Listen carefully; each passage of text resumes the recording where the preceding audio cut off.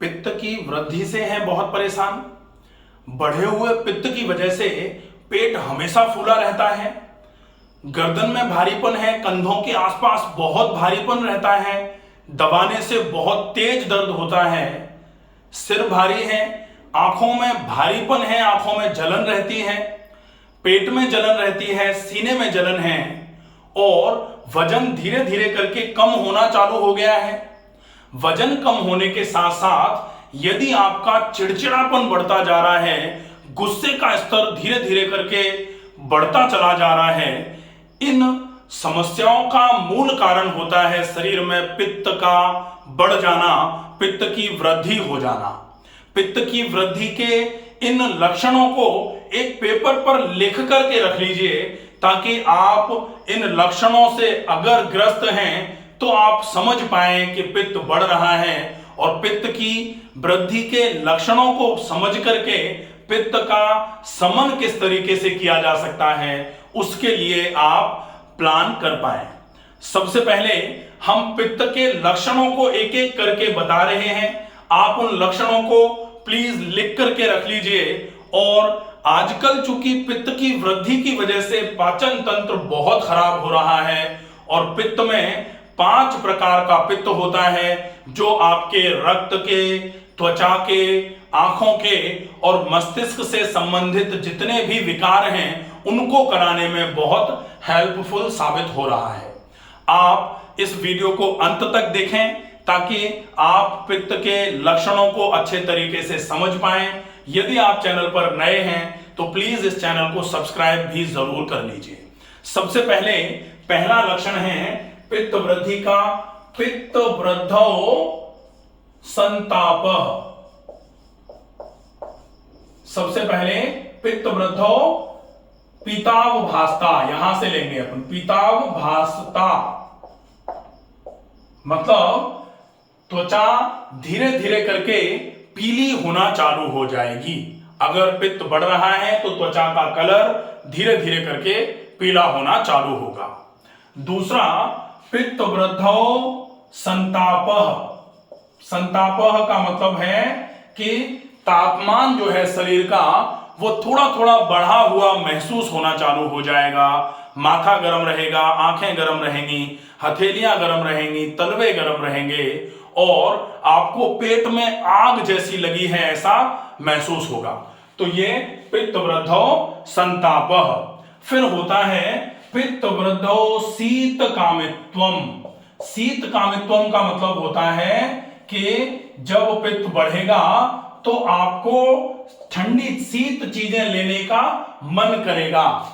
कामना होगी कि ठंडी चीजें खाई जाएं, ठंडी चीजें पी जाएं, ठंडी जगह पर रहा जाए। ठंडक की जगह पर रहने का आपका यदि मन करने लग गया है, ठंडी चीजें खाने का यदि मन कर रहा है, डेफिनेटली ये पित्त वृद्धि का लक्षण है। तो पित्त वृद्धि हो रही है, इसको मान लिया जाए। अब है पित्त वृद्धौ अल्प निद्रता। अब नींद जो है वो कम हो जाएगी, अल्प हो जाएगी, नींद पूरी नहीं आएगी। अगर ऐसा हो रहा है तो निश्चित ये पित्त वृद्धि का लक्षण है।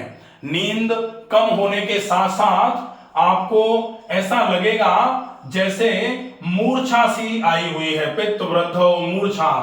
मूर्छा का मतलब आपकी आंखें ऐसे रहेंगी जैसे कोई अल्कोहल लेके बैठा हुआ है, या आपको कभी कभी ऐसा लगेगा जैसे आंखें बिल्कुल आपके ऊपर की तरफ खुल नहीं पा रही हैं। आपको ऐसा लगेगा सारे काम कोई और कर दे, हमसे नहीं हो पा रहे हैं। धीरे धीरे करके आपको कमजोरी आना चालू हो जाएगी ज्यादा से ज्यादा। यह पित्त वृद्धि का ही लक्षण माना जाता है। इसके बाद बलहानिर। पित्त वृद्धौ बलहानिर।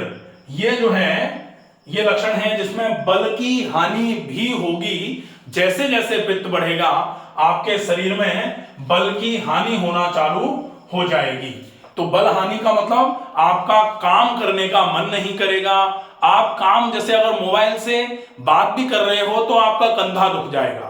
आप अगर एक जगह थोड़ी देर के लिए खड़े रह के कुछ काम कर रहे हो आपको लगेगा बैठ जाते हैं। आप अगर बैठे बैठे थोड़ी देर कुछ काम करोगे आपको लगेगा लेट जाते हैं। ये जो है ये पित्त वृद्धि का लक्षण है। इसके बाद अब हम आगे की तरफ बढ़ेंगे। आगे आएगा इंद्रिय दौर्बल्यम। इंद्रिय दौर्बल्यम का मतलब होता है कि जब आपके शरीर में पित्त की वृद्धि होगी तो आपकी सारी इंद्रियां जो हैं, चाहे वो कर्मेंद्रियां हो चाहे वो ज्ञानेंद्रियां हो, ये पूरी की पूरी कमजोर होना चालू हो जाएंगी। अब 5 कर्मेंद्रियां होती हैं और 5 ज्ञानेंद्रियां होती हैं। 5 कर्मेंद्रियां कौन सी हैं? दोनों हाथ, दोनों पैर, ये 2 हो गए। एक मुंह, 3 हो गया जिससे मुंह से खाना खाते हैं। एक एनस जिससे हम एक्सक्रीटा को निकालते हैं। और 5वें नंबर पर आते हैं जेनाइटल ऑर्गन्स।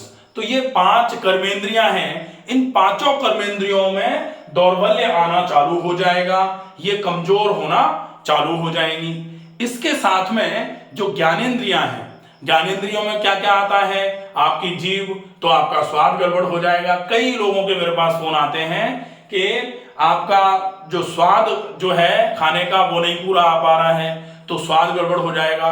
नाक से श्वास लेने में आपको तकलीफ होगी, नाक बंद हो जाएगी। अब लोग कहते हैं नाक बंद होना तो कफ का लक्षण है। कफ का तो है, लेकिन इंद्रिय दौर्बल्यम, और इंद्रिय है नाक। नाक क्या है? ज्ञानेंद्रिय में एक इंद्रिय है, तो ये दौर्बल्य होगा, इसका कमजोर होना स्वाभाविक सी बात है। नाक से पूरी सांस नहीं भर पाएंगे। नाक की गंध की जो टेंडेंसी है गंध को महसूस कराने की, वो भी कमजोर हो जाएगी। कान भी कमजोर होंगे, कान भी, क्योंकि अभी हमने बोला पित्त वृद्धौ मूर्छा। मूर्छा का मतलब क्या होता है? आपकी सारी इंद्रियां जब बहुत डल हो जाएं तभी तो आप मूर्छा की स्थिति में आते हैं। तो यहां बोला गया पित्त वृद्धौ इंद्रिय दौर्बल्यम, इंद्रियां कमजोर पड़ेंगी। और कमजोर पड़ती हुई इंद्रियां जो हैं, कान भी कमजोर, नाक भी कमजोर, जीवा भी कमजोर, आंखें भी कमजोर। अब देखें आप, आंखों से संबंधित समस्याएं लगातार बढ़ती जा रही हैं। लोग कहते हैं कि आंखों पे चश्मा लगा लो।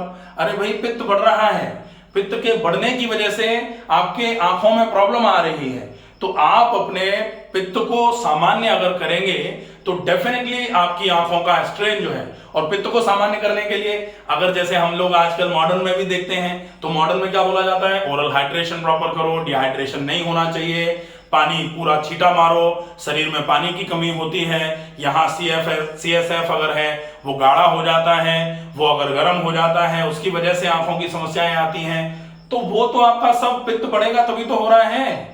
पित्त को कम कर दो, ये सारी चीजें कम हो जाएंगी। और जैसे ही पित्त को कम करोगे, जैसे आप मिश्री और आंवला ले लो, मिश्री और सौंफ ले लो, डेफिनेटली आपको आंखों की समस्याओं में आराम होना चालू होगा। ठंडे पानी के आंखों पे छींटे मारो, गुलाब जल के पानी से आंखों को धो लो, यही तो आंखों के लिए बहुत अच्छे उपचार माने जाते हैं। लेकिन कब तक? जब तक देर नहीं हो गई है तब तक। क्योंकि कभी कभी अगर अपने हाथ से चीजें छूट जाती हैं तो छूट गई, फिर लौट के नहीं आती हैं वो, इसका विशेष ध्यान रखना पड़ेगा। ठीक है, तो पित्त वृद्धौ इंद्रिय दौर्बल्यम। अब हम देखेंगे 8वां लक्षण जो पित्त वृद्धि का है, पित्त वृद्धौ पीत विन्मूत्र नेत्रम च। ठीक है, मतलब क्या होगा? पीला होगा। पीत क्या क्या? मल, मूत्र और नेत्र, ये तीनों पीले होना चालू हो जाएंगे। अगर ये पीले होना चालू हुए हैं, इसका मतलब शरीर में पित्त बढ़ रहा है। अगर ये लक्षण आपको महसूस होते हैं तो इन लक्षणों की आप एक लिस्ट बना के रखो, और इस लिस्ट को आप समय समय पर जांचते रहो, कहीं कोई गड़बड़ तो नहीं आ रही है। और अगर गड़बड़ आ रही है तो पित्त वृद्धि के समन का पूरा हमने वीडियो अलग से बना रखा है, जिसमें पित्त वृद्धि को किस तरीके से मैनेज किया जाए, हाउ टू बैलेंस पित्ता, ये पूरा एक वीडियो है। उसको देख करके आप इन समस्याओं से बचे रह सकते हैं। अगर आपको ये वीडियो ज्यादा पसंद आए, प्लीज इस वीडियो को ज्यादा से ज्यादा लोगों तक पहुंचाएं। स्वस्थ रहिए, सुरक्षित रहिए। धन्यवाद।